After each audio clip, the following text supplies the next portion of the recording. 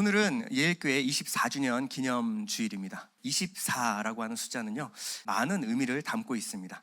그 동안에는 말로 설명할 수 없는 하나님의 은혜가 포함이 되어 있는데요.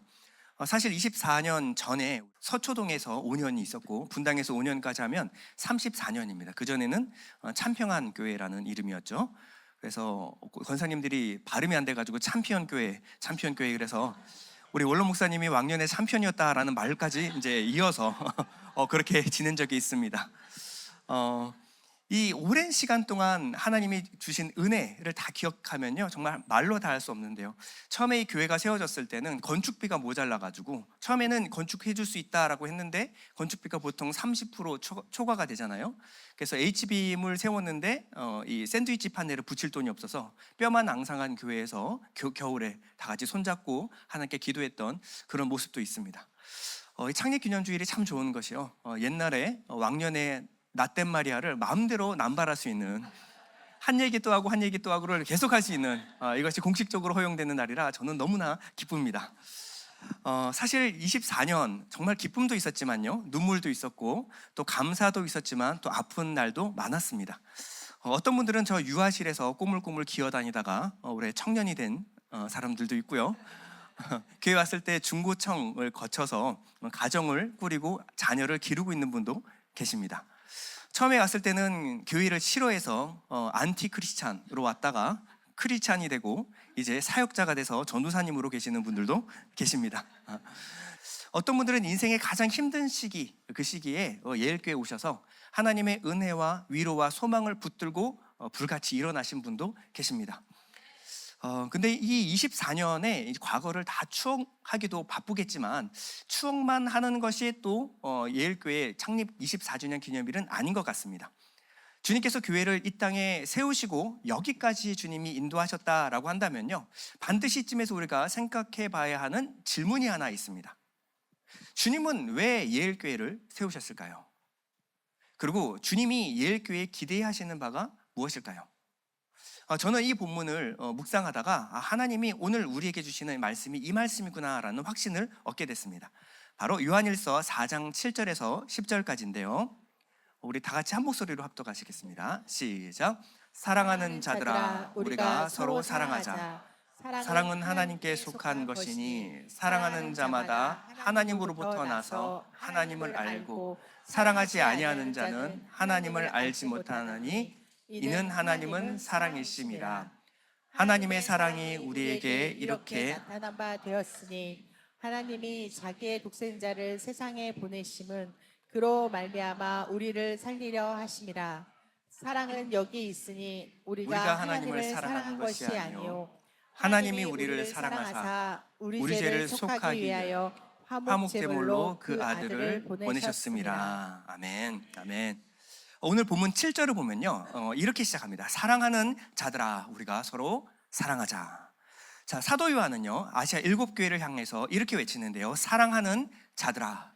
이것은요, 사랑하는 여러분이라고 부르는 친근한 인사말이 아닙니다. 이것을 원어로 보면요, 혹격으로 나와 있습니다.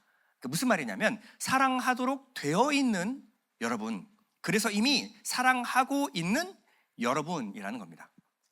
자, 이것은요, 교회의 정체성을 부르는 말이 바로 사랑하는 자들아입니다. 사랑하는 자들아. 교회는요, 하나님의 사랑을 받은 사람들입니다. 그리고 우리가 받은 하나님의 사랑을 가지고 또한 세상을 사랑하는 사람들입니다. 이들이 바로 교회이다라고 지금 말하고 있는 겁니다. 그래서 사도 요한은요, 이어서 뭐라 그러냐면 사랑하지 않는 자는 하나님을 알지 못하는 사람이다 라고까지 단정지어서 얘기하는데요, 7절에 보면 사랑하는 자들아, 우리가 서로 사랑하자. 사랑은 하나님께 속한 것이니 사랑하는 자마다 하나님으로부터 나서 하나님을 알고, 사랑하는 사람이 거듭나서 하나님을 아는 사람이고 사랑하지 아니하는 자는 하나님을 알지 못하나니 불신자라는 겁니다. 왜냐하면 하나님은 사랑이시기 때문이다 라고 말하고 있습니다. 그러니까 사랑하는 자가 바로 거듭난 자고 하나님을 아는 사람이다. 사랑하지 않는 자는 하나님을 알지 못하는 사람이다. 자, 그러면 이쯤에서 한번 여러분들에게 물어보겠습니다. 여러분, 사랑이 뭔가요? 사랑이 뭐죠? 세상에서 사랑을 말합니다. 대중가요 가사의 90%가 사랑을 주제로 해서 노래를 부릅니다. 어린아이부터 초등학생까지, 초등학생에서 청장년까지, 청장년에서 노년에 이르기까지 사랑하기 딱 좋은 나이입니다. 그만큼 사람들은요, 사랑을 하고 싶어도 하고 사랑을 받고 싶어 합니다. 그런데 이상하게 정작 사랑이 무엇입니까? 라고 말하면요, 사람들이 사랑을 정의 내리기가 참 까다로워합니다. 사랑이 무엇일까? 막상 사랑하고 싶고 사랑받고 싶어 하는데 사랑하기도 어렵고 사랑받기도 어려운 것이 우리의 현실입니다. 왜 이렇게 사랑이 어려워진 걸까요? 사랑은 왜 이렇게 어려운 걸까요? 자, 여러 가지 이유가 있겠지만 먼저 우리가 짚어보고 생각해 봐야 될 것은요, 우리가 갖고 있는 이 사랑의 개념, 이 개념의 정의가 너무 협소하지 않은가 한번 생각해 봐야 합니다. 자, 우리는 보통 사랑을 어디서 배웁니까? 여러분, 사랑을 어디서 배웠죠? 사랑을 드라마에서 배웁니다. 드라마에서. 세상에 존재하지 않는 사랑을 드라마를 통하여 배워요. 우리가 드라마에서 배운 사랑은 어떻습니까? 아침에 박보검이 아침밥을 해놓고 모닝키스로 우리를 깨우는 것, 이것이 사랑이죠. 사랑하는 게 전혀 힘들지가 않습니다.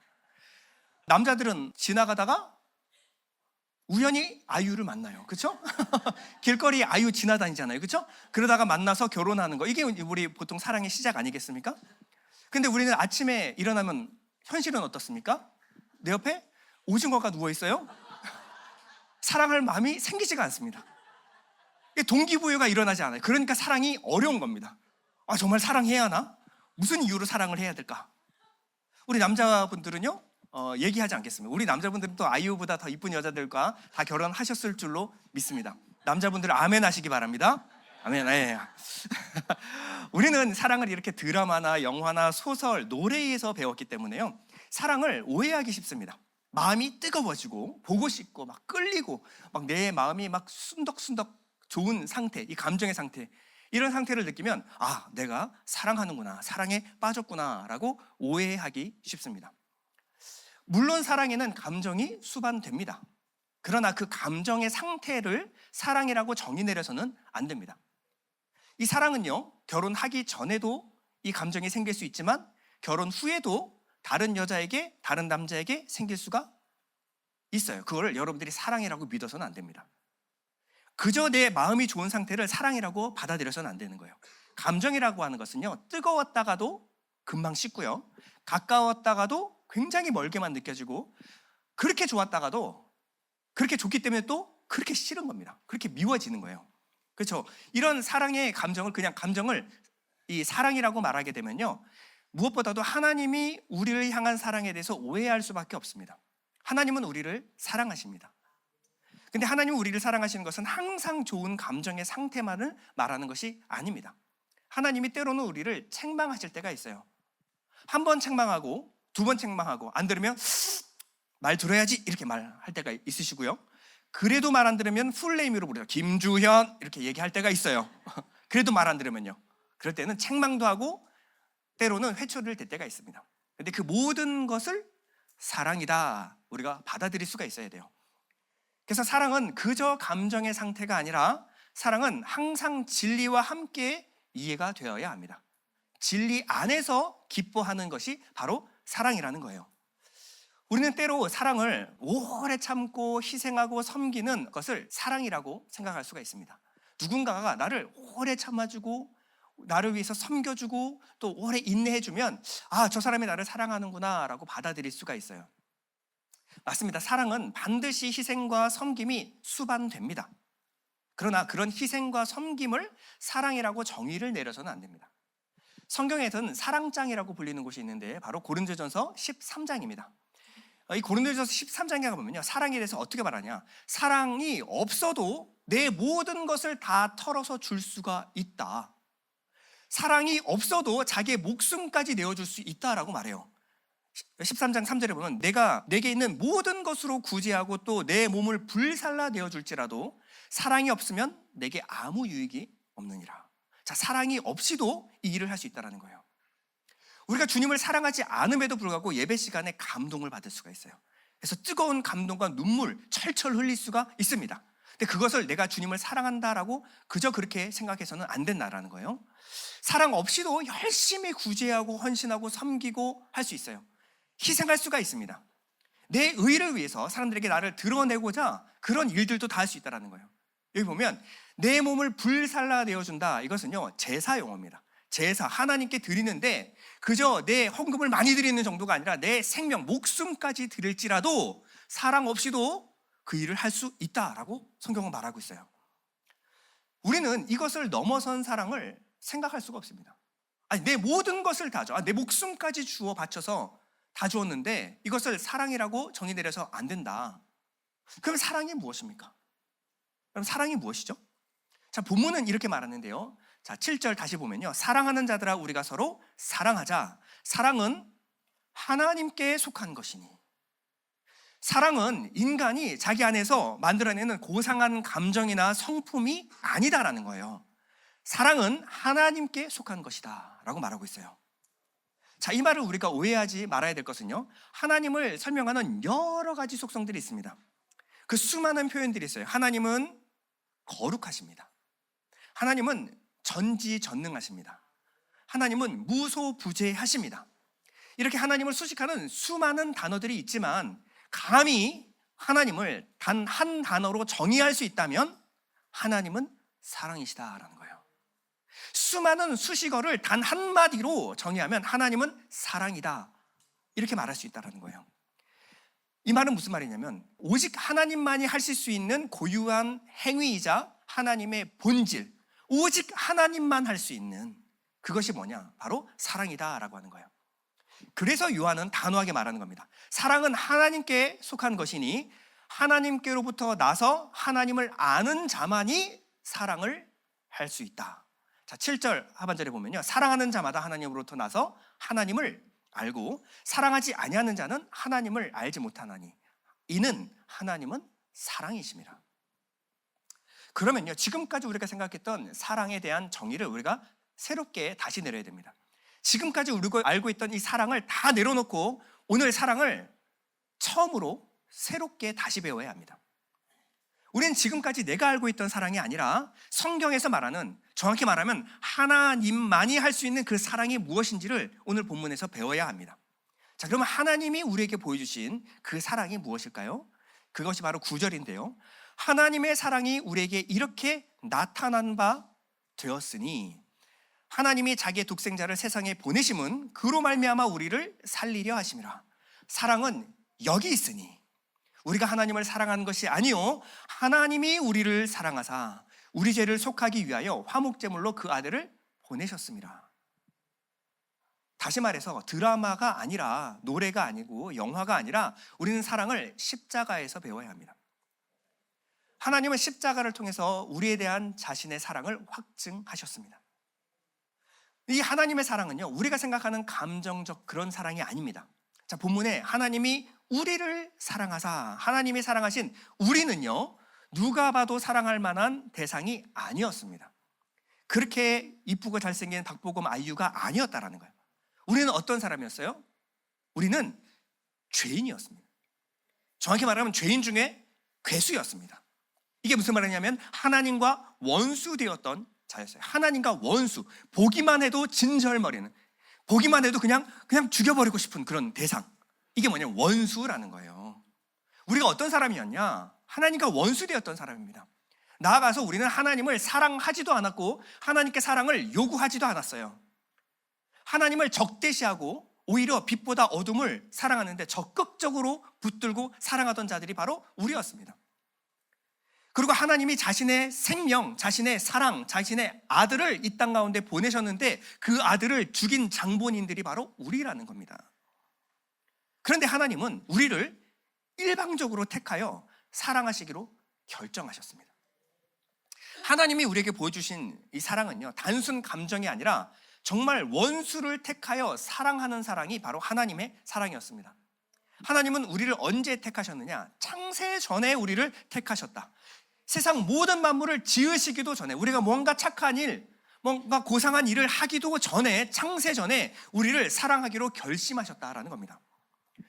그리고 우리를 사랑하시되 그냥 마음으로만, 말로만 사랑하시는 것이 아니라 자신의 아들, 자신의 생명을 주기까지 사랑하셨다. 이것이 바로 하나님이 우리에게 보여주신 사랑입니다.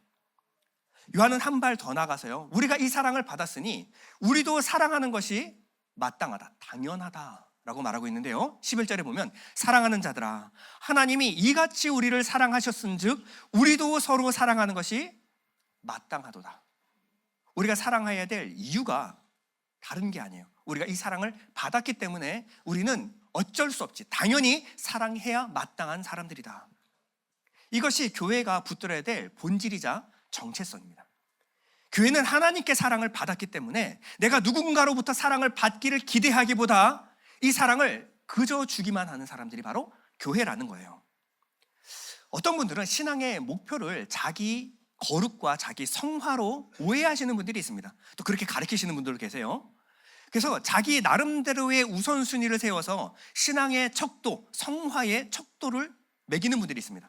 일주일에 몇 번이나 교회를 나오는가를 가지고 신앙의 척도를 재시는 분들이 있어요. 내가 얼마나 오래, 자주, 많이 기도하는가를 가지고 신앙의 척도를 매기시는 분들이 있습니다. 내가 성경을 얼마나 많이 읽고 얼마나 많이 암송하는가, 내가 성경에 대한 지식을 얼마나 많이 알고 있는가를 통해서 신앙의 척도를 매기시는 분들이 있어요. 여러분, 제가 말씀드리는 것은 이 경건과 거룩을 향한 훈련은 중요하지 않다라는 얘기가 아닙니다. 이것은 아주 중요한 것이고 이것은 너무나 중요한 일입니다. 그러나 이 경건마저도 이것이 내가 은혜 받고 내 마음 편하고 내가 평안하고 내 영적 필요를 채우기 위한 것이라고 한다면요, 그 모습이 아무리 대단하고 경건해 보이는 모습이라고 할지라도 요한은 뭐라 그러냐면 하나님을 아직 알지 못하는 사람이다, 하나님을 아직 알지도 못하는 사람이다 라고 말하고 있는 거예요. 여러분, 옛날 율법은요, 거룩과 부정을 구별했어요. 정결과 더러움이 구별됐습니다. 거룩과 부정이 한 자리에 있을 수가 없었고 서로 접촉해서도 안 돼요. 부정해지는 겁니다. 그런데 예수 그리스도, 하나님의 말씀이 이 땅 가운데 오셨어요. 의인은 없나니 하나도 없었습니다. 근데 세상의 유일한 의인, 거룩하신 그분이 이 땅에 오셔서 하신 일이 뭐냐면 부정하고 더러운 죄인들을 찾아가 그들을 만나셨고 함께 머무셨고 접촉하셨습니다. 주님은 당시에 종교적으로 흠이 없는, 율법으로 흠이 없는 종교적으로 완전한 사람이 있었음에도 불구하고 나는 죄인을 부르러 왔다 라고 말씀하시고 죄인을 직접 찾아가서 그들의 죄를 담당하셨습니다. 거룩이 부정한 세상으로 들어가서요, 그들을 품어 안으시는 것입니다. 우리 안에 선한 것이 하나도 없었는데, 우리에게는 하나님 앞에서 정말 의로움을 주장할 만한 근거가 단 하나도 없었는데 주님께서 우리 안에 들어와서 지혜와 의로움과 거룩함과 구원함이 되셨다라고 말합니다. 고린도전서 1장 30절 우리 다 같이 한번 읽어볼까요? 시작. 너희는 하나님으로부터 나서 그리스도 예수 안에 있고 예수는 하나님으로부터 나와서 우리에게 지혜와 의로움과 거룩함과 구원함이 되셨으니, 예수가 우리의 지혜고 예수가 우리의 의로움이고 예수가 우리의 거룩함이고 예수가 우리의 구원이 되셨다. 우리가 무언가를 해서 의로워지는 게 아니라, 우리가 무언가를 많이 쌓아서 거룩해지는 것이 아니라 예수께서 나의 거룩과 구원이 되셨다라는 겁니다.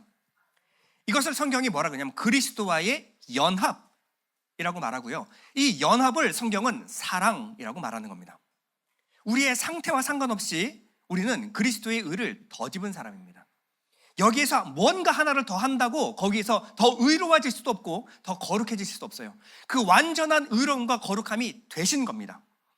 우리의 행함과 아무 상관없이 예수 그리스도를 믿음으로 붙드는 이 행위를 하나님은 뭐라 그러냐면 의로 여겨주셨다, 믿음을 의로 여겨주셨다라고 하는 거예요. 예수 믿는 우리를 그래서 거룩하다, 그래서 여러분들을 뭐라 하냐면 성도라고 말하는 거예요. 성도. 교회에 와서 예수 그리스도를 영접한 그 모든 사람을 뭐라 하면 성도라고 말하는 거예요. 거룩한 무리. 교회는요, 자신의 거룩과 성결, 어떤 경건을 위해서 부름받은 자들이 아닙니다. 주님이 교회를 세우신 목적은요, 자기 의와 자기 경건, 자기 거룩을 위해서 살아라고 우리를 부르신 것이 아니라는 거예요. 주님은요, 율법의 의, 수고하고 무거운 모든 짐을 다 벗기시고요, 우리에게 단 한 가지 계명만 남겨주셨어요. 그 계명이 뭘까요? 그렇죠, 사랑하라입니다. 요한복음 13장 34절인데요, 새 계명을 너희에게 주노니 서로 사랑하라. 이 사랑 어떻게 사랑해야 되냐, 내가 너희를 사랑한 것 같이, 그 전에 너희들이 사랑했던 그 사랑 말고 내가 너희를 사랑한 것 같이 너희도 서로 사랑하라. 너희가 서로 사랑하면 이로써 모든 사람이 너희가 내 제자인 줄, 교회인 줄 알리라. 교회 정체성은요, 사랑하되 하나님이 우리를 사랑하신 사랑, 주님이 우리를 사랑하신 것 같이 우리가 서로 사랑하는 공동체가 바로 교회입니다. 여러분, 이것이 바로 교회를 향한 주님의 소원이고 주님의 뜻입니다. 여러분, 교회는요, 주님의 것입니다. 예일교회 누구 건가요? 주님의 것입니다. 예일교회의 머리가 누군가요? 예수님. 목사 아닙니다. 목사가 아니에요. 목사의 목회 비전 하나도 중요하지 않아요. 그 사람이 무슨 비전을 가지는지가 뭐가 중요합니까? 교회의 머리이자 주인이 주님이신데, 그럼 주님의 비전이 뭐고, 주님의 원함이 뭐고, 주님의 뜻이 무엇인지가 중요한 겁니다. 교회는요, 어떤 특정한 장로님이나 권사님이나 집사님이나 어떤 성도님의 뜻대로 되어서는 안 됩니다. 교회는요, 오직 교회의 머리이신 주님의 생각대로 되는 것이 교회예요. 주님의 원함대로, 주님의 뜻대로 되어지는 것이 바로 교회입니다. 그러면 주님이 세상으로부터 우리를 불러내셔서 제자 삼으시고 교회 되게 하신 목적이 뭐라고요? 주님이 우리를 사랑하시는 것 같이 우리가 서로 사랑하는 것. 이게 주님이 우리를 불러내신 목적입니다. 자, 그러면 주님이 사랑하신 사랑을 좀 더 구체적으로 한번 살펴볼까요? 오늘 본문은요, 이 사랑에 대해서 두 가지로 특징을 지어서 설명을 하고 있는데요, 하나님이 우리에게 보여주신 그 사랑, 첫 번째 하나님의 사랑은 나타난 사랑입니다. 사랑은 반드시 나타나야 합니다. 자, 9절에 보면 하나님의 사랑이 우리에게 이렇게 나타난 바 되었으니, 자, 하나님은 영이십니다. 그 하나님, 영이신 하나님 안에 있던 것, 그것이 가시적으로 드러나신 분이 예수 그리스도예요. 하나님의 사랑이 있어요. 하나님 안에 사랑이 있었습니다. 근데 그 사랑이 가시적으로 드러나신 분이 바로 예수 그리스도라는 거예요. 하나님의 사랑은 그냥 말로만 관념적으로 내가 너를 사랑하는 거 알지, 이게 아니라 하나님의 사랑은 실제 역사 가운데 드러나셨습니다. 자기 독생자를 이 땅 가운데 보내셨어요. 그리고 그 독생자는 십자가에서 자신의 모든 것, 자신의 생명을 내어주심으로 인해서, 우리에게 영생을 주심으로 인해서 그 사랑이 증명되었습니다. 여러분, 마음으로 하는 사랑 좋지만 마음으로만 하는 사랑은 사랑이 아닙니다. 사랑은 반드시 그 증거를 동반하여 나타나야 합니다. 창립 24주년을 맞이해서 우리 교회가 붙들어야 될 진리가 이겁니다. 교회는요, 사랑하는 공동체지만 이 사랑은 반드시 나타나야 합니다. 그냥 말로만 사랑합니다, 존경합니다가 아니라 사랑한다면 나타나야 돼요. 교회가 성장한다라고 하는 것은 교회가 건물이 커지고 프로그램이 많아지는, 인테리어가 좋아지는 것을 말하는 것이 아니에요. 교회가 성장한다라고 하는 것은요, 사랑이 구체적으로 드러나는 것을 말하는 겁니다. 교회의 성숙은요, 그냥 말로만 했던 사랑이 실제로 삶으로 드러나는 것을 교회의 성숙, 성장이라고 말합니다. 여러분들이 예배 시간에 은혜를 받았다면요, 그 은혜는 반드시 누군가에게 흘러가야 합니다. 여러분들이 하나님으로부터 위로와 소망, 힘을 얻었다라고 한다면 그 위로가 반드시 여러분 주변에 있는 다른 사람에게 흘러가야 합니다. 우리가 하나님으로부터 말할 수 없는 사랑을 받았어요. 그렇다면 이 사랑은요, 반드시 누군가에게 흘러가야 합니다. 자, 그러면 구체적으로, 좀 더 구체적으로 어떻게 해야 합니까? 하나님이 우리에게 주신 사랑을 어떻게 나타내야 합니까? 여러분들에게 정확한 처방을 내려드릴게요. 가서 밥 사주시면 됩니다. 정확하죠? 이렇게 추상적인 게 아니에요. 가서, 정확히 말하면 예수 생명이 필요한 사람에게 가십시오. 위로와 소망이 필요한 사람에게 찾아가서 여러분들이 주머니를 털어서 밥을 사주시기 바랍니다. 제가 이렇게 말씀드리는 이유는요, 제 생각이 아니라 예수님이 그렇게 하셨기 때문에 그렇습니다. 예수님의 사역은요, 바로 식탁 교제였습니다. 예수님이 이 땅에 오셔서 하신 미니스트리, 사역의 가장 핵심은요, 식탁 교제였어요. 예수님의 사역의 시작은요, 가나의 혼인 잔치 식탁에서 시작이 됐습니다. 예수님의 사역의 마지막은요, 유월절 만찬을 같이 함으로 해서 식탁에서 마무리를 하셨습니다.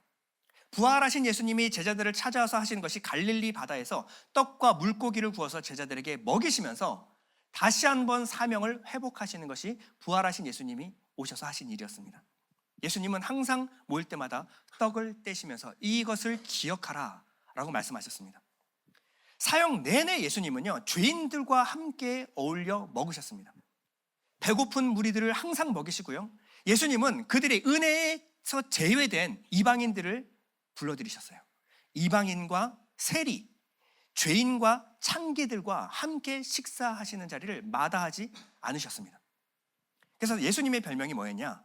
죄인들의 친구, 술주정뱅이, 식탐이 많은 사람. 어떤 목사님이 계시는데 술주정뱅이, 별명이 술주정뱅이, 식탐이 많은 사람이다. 은혜가 되시겠습니까?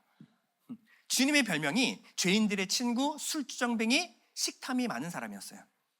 예수님은 마다 않고 그들을 찾아가서 주저하지 않고 그들과 한 가족이 되는 것을 주저하지 않으셨습니다. 예수님의 식탁의 자리는요, 그저 먹고 마시는 자리가 아니라 하나님의 은혜를 맛보는 자리였고요, 이 죄인들, 세리와 창기들이 하나님의 가족이 되는 것을 선포하는 자리가 바로 그 자리였습니다. 여러분, 말로만 사랑한다 말씀하지 마시고요, 찾아가서 밥 사주시기 바랍니다. 저희들이 한 달에 한 번 친구 순모임을 하는 것은요, 오예배 제끼고 놀자는 게 아닙니다. 여러분들이 지금까지 받았던 은혜, 위로와 소망이 있다면 찾아가서 구체적으로 위로하고 사랑을 실천하라고 드리는 자리입니다. 그냥 순끼리 놀고 먹고 마시는 게 아니라 그 자리에 위로가 필요한 사람, 내 손에서 교회를 나오지 못하는 사람, 마음에 상처를 입은 사람 찾아가서 위로하고 다시 세워주라고 드리는 시간이 바로 친구 순모임입니다. 말만 그냥 격려하는 것이 아니라 여러분들의 시간과 물질을 털어서 그 사람 곁에 있어주는 겁니다. 힘들 때 곁에 있어주는 거예요. 막연히 그냥 관심을 가지는 것이 아니라 그 사람의 영적 상태를 살피고요, 그 사람에게 필요한 영적 공급을 여러분 주십시오. 이것을 뭐라고 하냐면 사랑이라고 말하는 겁니다. 예수님을 통해서 보여주신 하나님의 사랑, 두 번째는 하나님의 사랑은 보내시는 사랑이었습니다. 요한일서 4장 9절에 보면 하나님이 자기의 독생자를 세상에 보내심은 그로 말미암아 우리를 살리려 하심이라. 우리를 살리기 위해서 자기의 독생자를 어디에 보내셨냐? 죄악 가득한 이 땅 가운데 자신의 아들을 보내셨습니다. 그저 깨끗한 회당, 깨끗한 성전에 머무는 것이 아니라 예수님께서는 죄와 어둠과 반역이 가득한 세상을 한가운데로 들어오셔서 우리를 섬겨주셨습니다. 부활하신 주님은요, 우리 제자들에게 이렇게 말씀하십니다. 요한복음 20장 21절인데요, 예수께서 또 이르시되 너희에게 평강이 있을지어다. 아버지께서 나를 보내신 것 같이 나도 너희를 보내노라. 여러분, 우리 사역 현장은요, 그저 교회가 아닙니다. 그저 교회나 회당 이런 곳이 아니라 예수님의 사역 현장은요, 바로 삶의 현장이었어요. 처절한 삶의 현장, 시장 바닥 한가운데로 들어가셔서 아픈 자들을 돌보시는 것이 예수님 사역의 핵심이었습니다. 오늘도 주님은 우리를 보내십니다.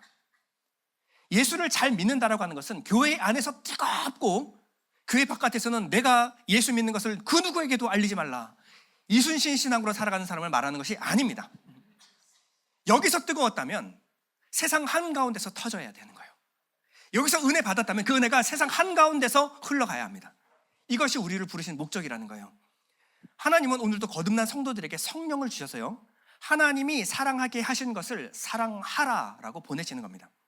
여러분, 성숙한 교인이라고 한다면요, 교회 안뿐만 아니라 교회 밖의 연약한 지체를 돌보고 품는 긍휼의 마음으로 살아내셔야 합니다.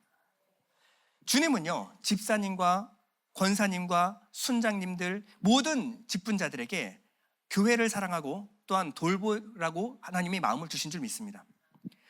그 마음으로 주님은 뭐라고 말씀하시냐면 필요한 은사를 주셔서 세상 한가운데서 사랑할 수 있는 능력을 주시겠다라고 말씀하십니다. 아픈 성도를 위로하고 회복할 수 있는 힘과 능력을 하나님께서 주실 거예요. 내가 돈이 없으면 하나님이 돈 부어주실 겁니다. 내가 능력 없으면 하나님 능력 부어달라고 기도하시기 바랍니다. 내가 시간 없으면 하나님 시간 내게 주십시오라고 기도하시기 바랍니다. 우리의 모든 시간의 우선순위는요, 바깥에 세상에 있는 하나님의 백성들, 잃어버린 한 영혼을 이 교회로 데리고 오는 거예요. 주님의 품에 안겨드리는 것, 이것이 주님이 우리를 부르신 목적입니다. 결론입니다. 저는 창립 24주년을 맞아서 우리 교회가 자기 경건에만 머무는 교회가 되지 않았으면 좋겠습니다. 우리 교회가 서로 진짜 사랑해서 그 사랑을 세상으로 흘려보내는 교회가 되기를 소망합니다. 여러분, 우리가 왜 사랑해야 될까요? 나는 아직도 사랑받고만 싶은데요. 왜 내가 사랑을 해야 되죠?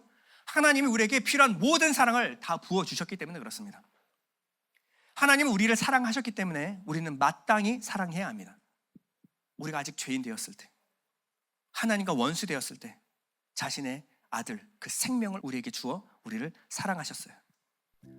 여러분, 사랑하는 것이 교회의 본질입니다. 아직도 뭔가 부족해서 다른 사람에게 뭔가 사랑받으려고 하고, 아직도 뭔가 부족해서 나는 좀 더 보살핌을 받았으면 좋겠습니다. 하나님을 아직 알지 못하는 사람입니다. 교회의 본질은요, 하나님으로부터 완전한 사랑을 받아 다른 사람에게 사랑을 기대하는 것이 아니라 그 사람에게 사랑을 주는 것이 교회의 본질입니다. 오늘 본문 11절 다시 한번 읽어볼까요? 시작. 사랑하는 자들아, 하나님이 이같이 우리를 사랑하셨은즉 우리도 서로 사랑하는 것이 마땅하도다. 여러분, 세상이 너무나 춥습니다. 겉은 나이스하고 괜찮아 보여도요, 마음이 너무나 싸늘하고 지친 사람들이 너무나 많습니다. 아이들은 경쟁 속에서, 지옥 같은 경쟁 속에서 살아야 합니다. 청년들은 미래가 너무나 불안해요. 장년들은 사회적 책임이 너무나 과중합니다. 어른들은요, 외로움과 노후에 대한 불안, 염려, 근심에서 벗어날 수가 없는 거예요. 저는 예일교회가 광야에서 잠시 몸을 녹일 수 있는 모닥불 공동체가 되었으면 좋겠습니다. 주일의 말씀이 월요일 식탁으로 이어졌으면 좋겠어요. 예배의 감격이 누군가의 저녁 한 끼로 이어지길 소망합니다.